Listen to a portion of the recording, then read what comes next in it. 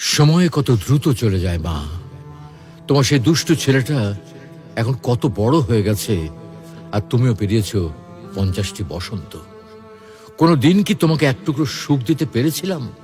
কেবলই মনে পড়ে তোমার সঙ্গে বিনা কারণে রাগ করে কথা বলার মুহূর্তগুলোর কথা। মা, মা, আমি ছোট, অবুঝ আমি তোমার কাছে। আমি তোমার সন্তান মা।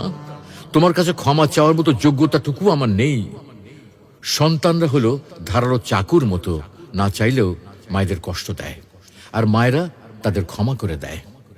শুনেছি মা আর সন্তানের মাঝে অজানা একটা বাঁধন থাকে, যে বাঁধনের কারণে মা সন্তানের কথা কোনো মাধ্যম ছাড়াই শুনতে পায়। তুমি কি আমার হৃদয় থেকে কথা বলাগুলো শুনতে পাচ্ছ মা?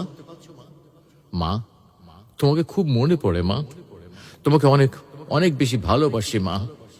দুনিয়ার সবকিছু বদলাতে পারে, কিন্তু মায়ের ভালোবাসা কখনো বদলাবার নয়।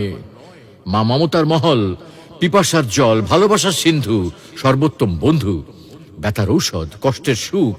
মা চাঁদের ঝিলিক, মা যে স্বর্গের মালিক। মৃত্যুর জন্য অনেক রাস্তা আছে, কিন্তু জন্ম নেওয়ার জন্য আছে শুধু মা। মা এমন একটা সম্পদ, যা হারিয়ে গেলে পৃথিবীর কোথাও আর খুঁজে পাওয়া যাবে না। ভালোবাসতে সবাই পারে, তবে মায়ের মতো কেউ ভালোবাসতে পারে না। আমার প্রথম স্পর্শ মা, প্রথম পাওয়া মা, প্রথম শব্দ মা।